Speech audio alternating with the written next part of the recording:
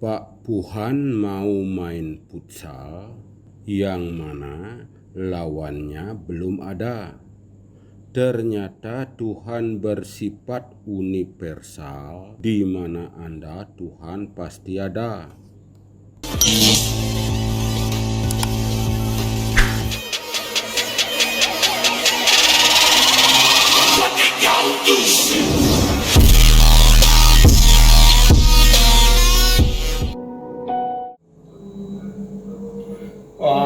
Pantunnya ni sampun kunyi, ye cesong lapi anak ngangin kantun aye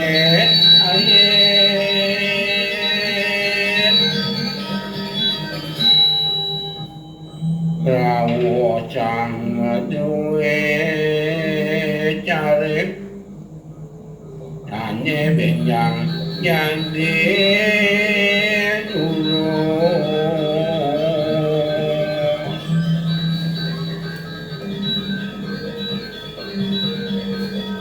ke anyi badi kuliko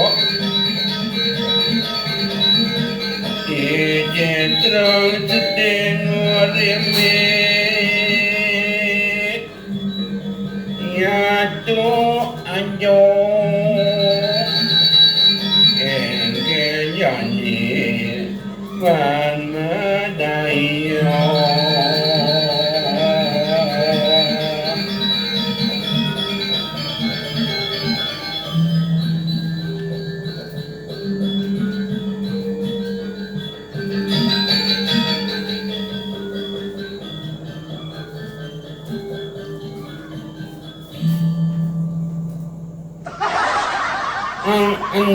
ang ama aku berapa ekor iati aku berabung dengan enam hati pertama teman-teman untuk saudara ketahui aku punya kenyaan tidak tetap hari pertama yang datang oleh kekaun almarhum aku keluyuran dulu aku tenang hidup-hidupan sampai tak sadar diri sampai aku jatuh ke jurang akhirnya ini aku dipotong jadi ini suaraku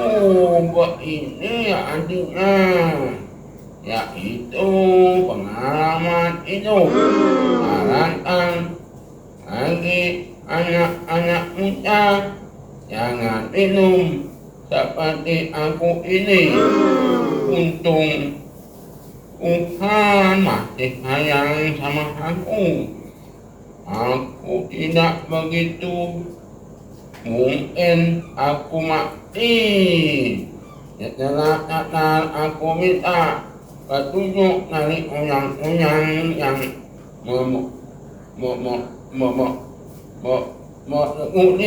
yang bikin doa hidup itu mari kita mendengarkan dialog dalam ibadah pertama Bapak Ketut Nuwato selamat menyaksikan dalam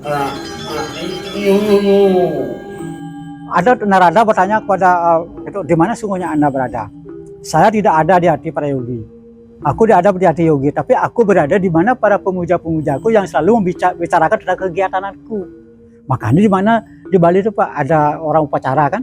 Pasti ada pembacaan Ramayana, pembacaan Mahabharata. Jadi dengan kita membaca Ramayana itu sama seperti kita membicarakan tentang beliau karena di sana ada lila beliau, tentang kegiatan beliau. Itu, nah dimanapun ada orang bicarakan tentang kegiatan itu di sanalah beliau hadir. Itu makanya mungkin di tempat suci di masjid itu pasti ada orang khotbah. Nah khotbah itu pasti membicarakan tentang keagungan Tuhan. Nah kalau sudah Tuhan dipuji di sana, Tuhan akan hadir di sana. Nah karena zaman sekarang tak mungkin Tuhan akan turun seperti dulu, Tuhan enggak. Iya. Itu. Tapi kalau orang-orang suci, orang lebih tinggi spiritual, dia akan merasakan kehadirannya.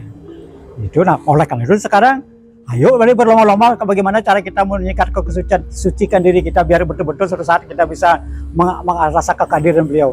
Kenapa? Banyak orang bertanya, kenapa kita tidak bisa melihat Tuhan? Orang kita tidak punya sempurna panca indera sempurna. Jangankan Tuhan, matahari aja. Pada saat malam hari tangan kita aja tidak bisa melihat. Pada tangan kita ada di dalam diri kita.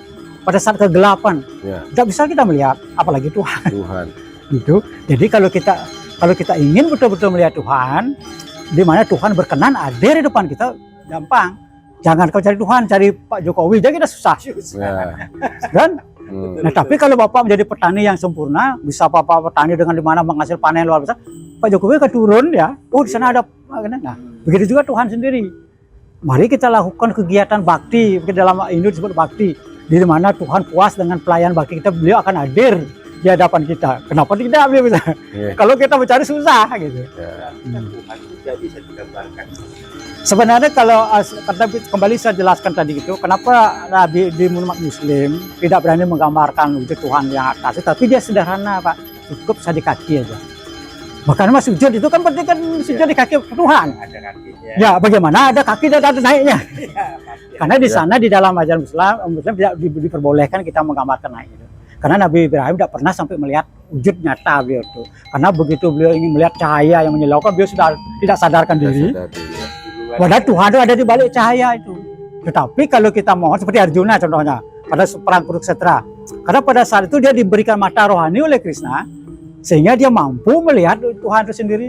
Di mana pada saat beliau wujud tiba keramat, pada waktu saat beliau memperlihatkan bagaimana alam semesta dan mungkin ini yang disebut Allahu Akbar, Tuhan Maha Besar.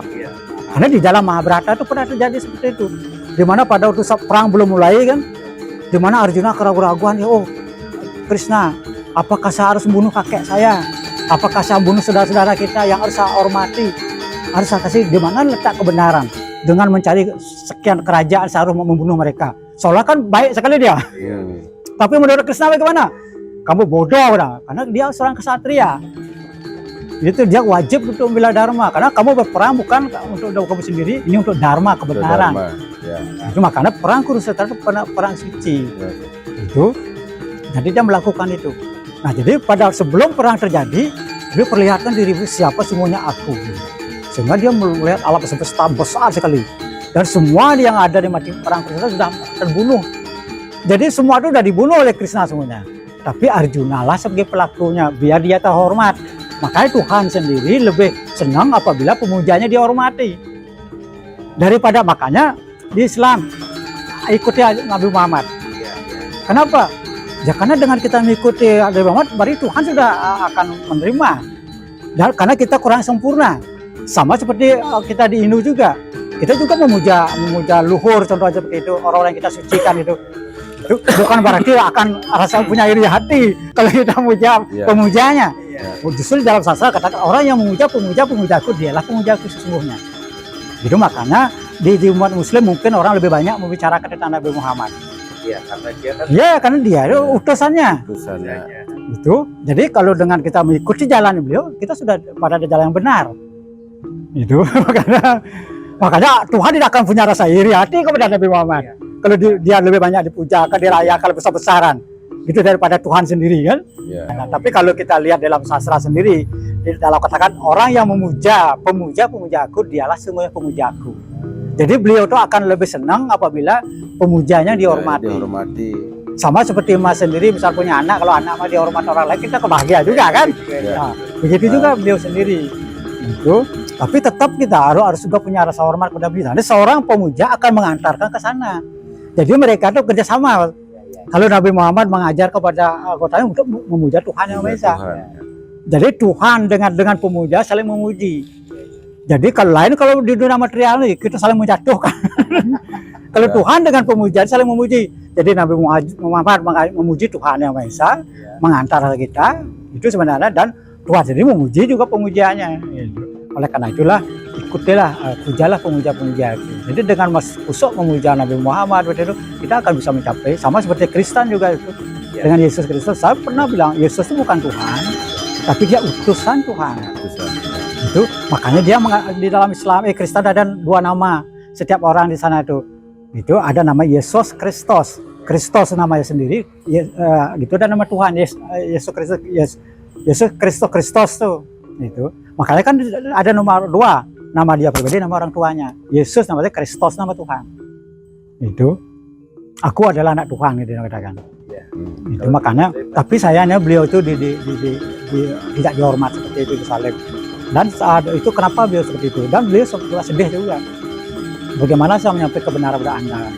Sedangkan saat Anda tidak percaya pada saya, sehingga dia tidak sampai pengetahuan. Gitu. Ya, makanya sebenarnya kalau tiang sendiri di sini kan saya mengajak satu sama lainnya, kalau kita ingin betul-betul mencintai Tuhan, satu sama lain kita harus saling hormati, saling mengasihi, baru Tuhan akan berbahagia. Tapi kalau satu sama lain kita bertengkar, terus saat nanti Tuhan marah, kita akan dipukul juga oleh beliau sendiri. Gitu. Jadi kelirulah kita. Kalau kita katanya kita menyayangi Tuhan, mencintai Tuhan. Oleh karena itulah di Hindu di Bali itu apapun ciptaan beliau itu kita hargai.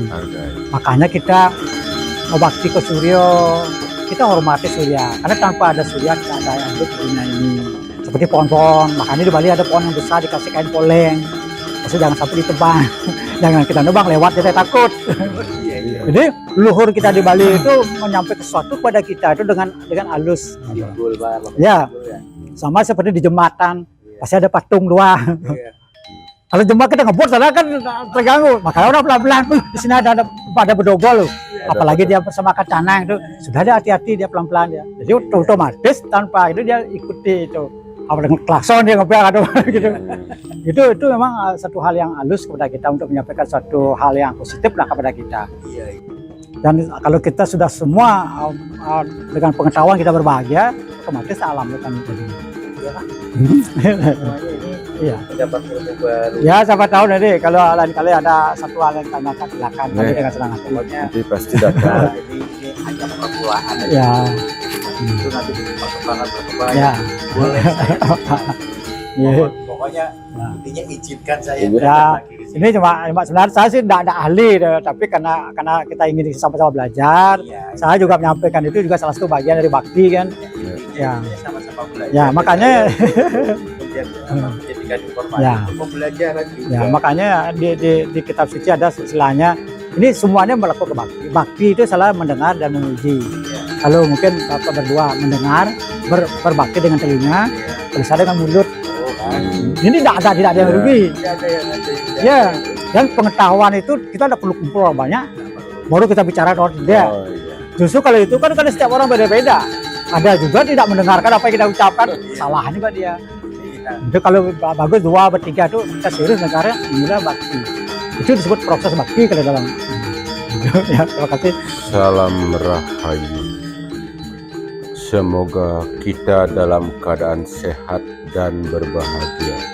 Sampai jumpa.